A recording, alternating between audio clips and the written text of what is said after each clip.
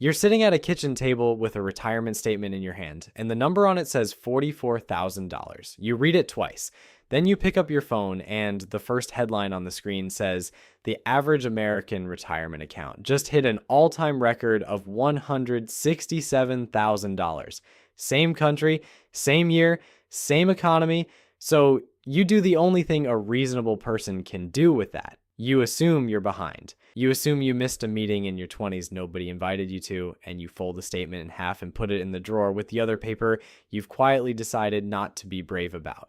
That man is Desmond Ruiz, 41, installs heating and air conditioning in Dayton, Ohio, the most statistically normal man in America.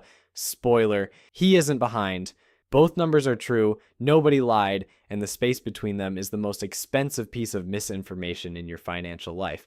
My name is Nick, and today we're going to find the man hiding inside that gap. Because there is one. He's real, he's alive, he has a very nice garage, and he has no idea he's ruining your life. And once you've met him, you'll understand why every shocking statistic about the average American is shocking for entirely the wrong reason. Here's the trick. And once you see it, you can't unsee it. When somebody says the average American, they almost always mean the mean. They add everybody up, divide by the number of people, print the number, and that number is garbage. Because if you put 9 guys who make $50,000 a year in a room with one guy who makes $10 million, the average income in that room is just under $1.5 million. Congratulations, everybody in the room is now a millionaire. 9 of them are still wondering how to pay for the transmission. Now watch what happens when the 10th guy leaves. The average income in that room collapses by about $1.5 million, and not one person's life has changed in any way at all. The median is different. The median is the guy standing in the exact middle of the line. Half the country ahead of him, half the country behind him. And he genuinely does not care what the guy at the front is holding. Nobody writes headlines about the median. The median doesn't test well. The median is a person. The mean is a rumor. So Desmond's $44,000 is the median retirement balance, according to Vanguard's data on millions of real accounts. The 167,000 in the headline is the mean. Same data set, same day. That gap is not a rounding error. That gap is a portrait of who owns what. And before we go further, a promise. There is one number in this video, worse than all the others. It's the one I think about when I can't sleep. I'm holding it until the end because you need everything else first for it to land. Just know it's coming. Let's start with the statistic that should end the conversation on its own. The Federal Reserve asks Americans a beautifully simple question every year. If a $400 emergency landed on you tomorrow, could you cover it in cash? Not a card. Not a loan from your brother, not the $20 in the coat you haven't worn since March. Cash. Roughly 37% say no, $400. That is not a medical crisis. That's a set of brake pads, that's a water heater making a noise you've generously decided to interpret as a personality quirk. And nearly 4 in 10 adults in the richest country in human history can't absorb it without borrowing. Worse, it hasn't improved. That number was better in 2021 when the government was literally mailing people checks than it is today after 3 straight years of headlines about how red hot the economy is. So what actually happens when the $400 lands? It goes on the card, and the card is where the real damage gets done, and almost nobody does this math out loud. The average interest rate on cards actually carrying a balance is now hovering around 22%. On a new general purpose card, the Consumer Financial Protection Bureau clocked it north of 25. And the minimum payment, that friendly little number at the bottom of the statement, is usually about 2% of the balance. Put those next to each other and something ugly happens. On a $2,000 balance at 22%, the minimum payment is $40. About 36 of that is interest.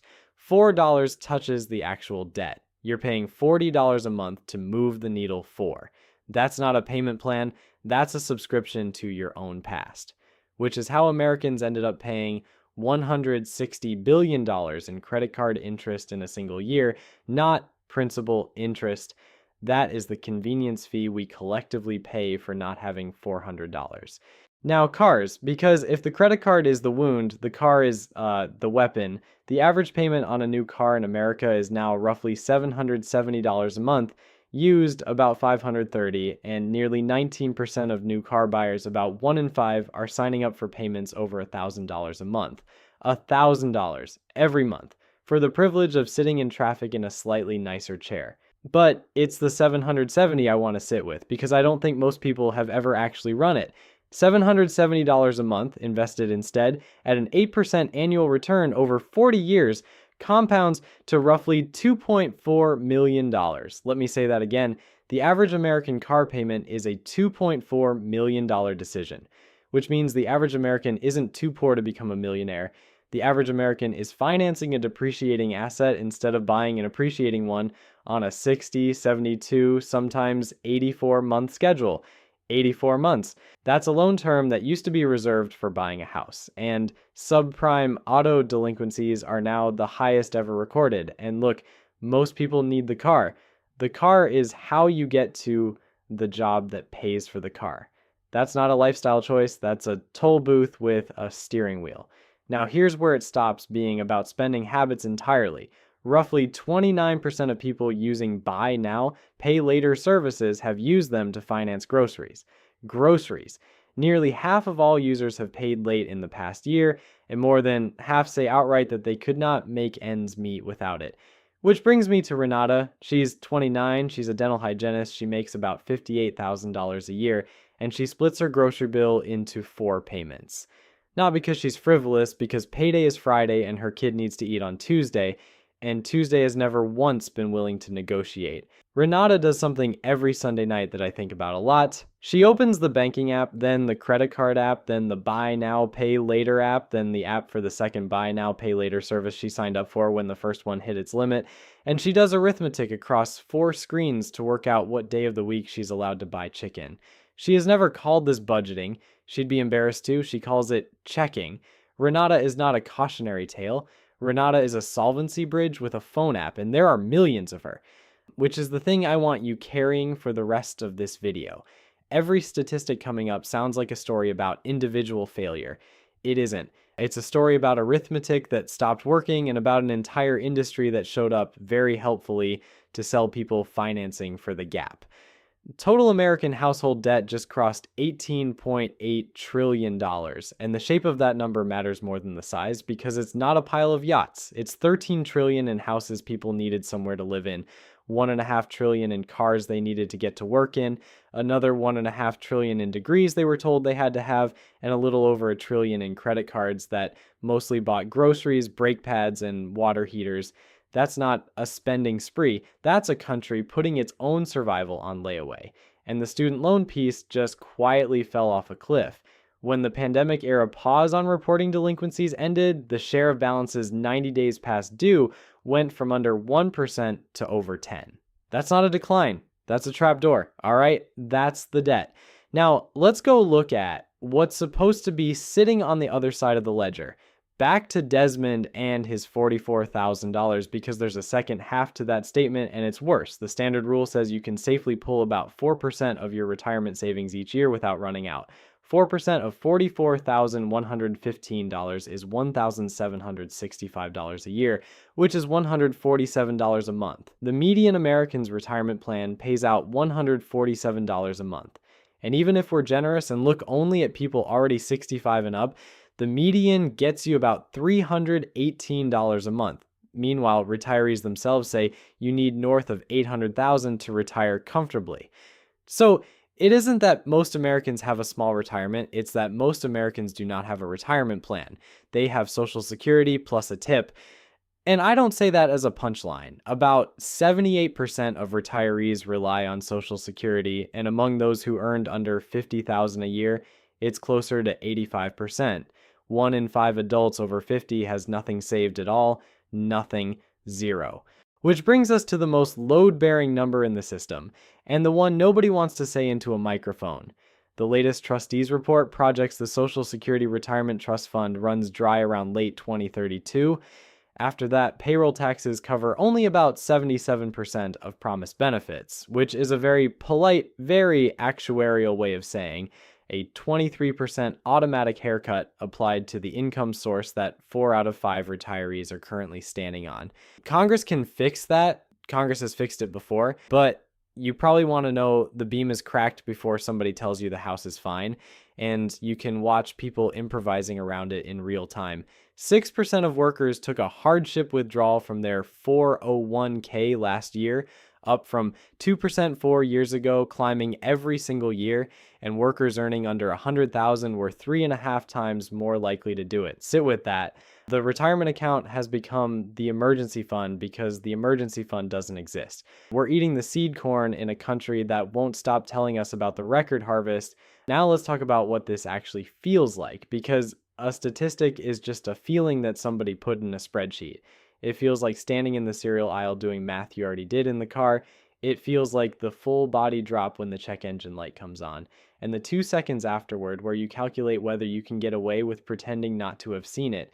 It feels like telling your kid the field trip probably isn't going to work out this time in a light, casual voice, and then being furious at yourself for how good you've gotten at that voice. It feels like being awake at 2 in the morning, running numbers you've run 40 times, as if the 40th time is when they'll come out differently. And it feels more than anything like being the only one. That's the part the statistics get wrong by existing, because 37% is not a number when you're standing in the cereal aisle. When you're standing in the cereal aisle, 37% is just you. Okay, housing, quickly, because, you already know. Median home price, about $427,000. Median household income, about $83,700. Price to income ratio of roughly 5 to 1. In 1990, it was 3.2. In 1970, 2.2. And the house did not get 3 times better. It's the same beige carpet. Nobody added a wing. Half of all renters in America, a record 22.6 million households, now spend more than 30% of their income on rent, and 12 million of them spend more than half. Realtors report the median first-time home buyer is now 40 years old. That number is contested, honestly. Mortgage records put it closer to 33, and I'd rather tell you that than pretend I didn't see it. But nobody disputes the direction. In the 80s, it was 29. Either way, we've bolted most of a decade onto the runway. Now, you're probably thinking, well, Nick, this is all very grim, but maybe things are actually getting better and you're just cherry picking the worst numbers you could find. Good. You should think that. And here's the thing. You're partly right, so let me give you the strongest version of your own argument. 401k participation just hit a record 86%. 2 decades ago, it was 65%.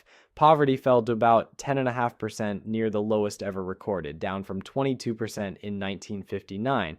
And between 2019 and 2023, real wages for the lowest paid 10% of American workers grew faster than for anyone above them, clawing back a real chunk of 40 years of widening inequality. Those are true. I'm not going to pretend otherwise, but look very closely at that first one because it is the whole ball game. Why did 401k participation jump to 86%? A national outbreak of financial discipline? Did everyone read the same book? No. 61% of plans now enroll you automatically, and in the plans that enroll you automatically, participation runs about 94%. In the plans where you have to opt in yourself, it's about 64%. Same humans, same wages, same willpower. 30-point difference. The most successful piece of retirement policy in modern American history worked by changing a checkbox, not by changing a person. Nobody got smarter. Somebody just moved the default, which proves the thing I most want you to walk away with. The fragility is not human nature, it's a setting, and somebody chose it. And it runs the other way too. The average American spends about $219 a month on subscriptions and believes they spend $86. That's not a character flaw. That's a business model built on the mathematical certainty that you will not check.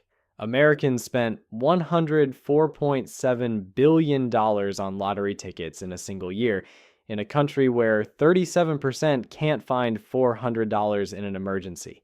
And the House doesn't just win. The House funds the school system with money taken from people who can't afford brake pads, and then the school doesn't teach financial literacy. So let me finally introduce you to the man in the gap. His name is Gerald, 63, orthodontist outside Scottsdale, $2.1 million in his retirement accounts. He got there by earning well for 30 years and doing nothing clever with it, which is generally how it's done. Gerald is not the villain here. He's never met Desmond, and never will. He's a decent man who is very good at teeth, but Gerald is the reason the headline said 167,000. Gerald and a few million people like him are what turns Desmond's 44,000 into a number that makes Desmond feel like he failed. Yeah, Gerald isn't hiding anything. He was just quietly averaged in, and Desmond was quietly measured against the result. And that's the con. Though nobody committed fraud.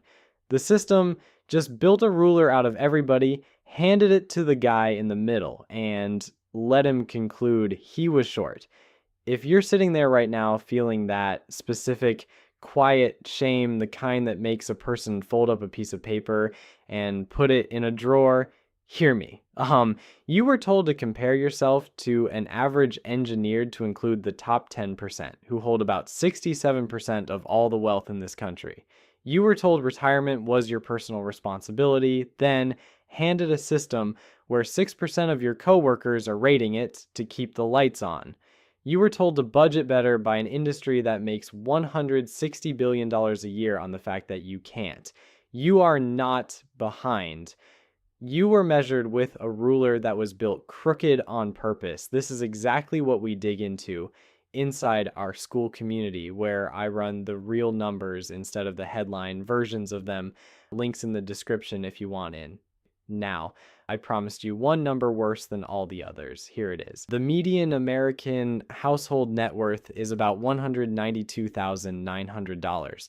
The mean is $1,063,700. There's Gerald again, 5.5 times over, but take the house out. Strip out home equity because you cannot eat your kitchen, and the median American household's net worth collapses to somewhere around $57,900. That's it. That's the whole cushion. Outside the walls, you sleep inside and still owe the bank for. The middle of this country has about $58,000, and that has to cover retirement, emergencies, a layoff, a bad diagnosis, and 30 years of being old. That's the number. That's the one I think about. So what do you actually do with it? You stop using the mean. That one's free. Every time you hear the word average attached to money, ask whose, and watch how often the answer is a man in Scottsdale you will never meet. You are not competing with him. You never were. Then you change one default instead of making 20 heroic decisions, because that is exactly what the 86% taught us. Automate the transfer on payday so the money leaves before you become a person with opinions about it. Raise the contribution 1% one time, then forget you did it and take the $770 seriously, because that number is genuinely yours. Most people need a car. Nobody needs that car. And the difference between the two compounded across a working life is a 7-figure number no Congress and no trust fund gets to touch. I want to leave you back at the kitchen table. Desmond took the statement out of the drawer. He didn't fix his life. Nobody fixes their life. He logged into the portal, moved his contribution from 4% to 5%, which cost him about $32.19 a paycheck, and set the increase to repeat automatically every January so he would never have to be brave about it twice. Renata is still splitting her groceries into 4 payments because $58,000 is still $58,000, and no YouTube video has ever moved a payday. But last Sunday, she only opened 3 apps instead of 4 because she called the card company and asked out loud for the first time in her life what her actual interest rate was. 26.9%. Nobody had ever told her. She'd never asked because she assumed the number was a verdict on her rather than a price on a product. And Gerald is fine.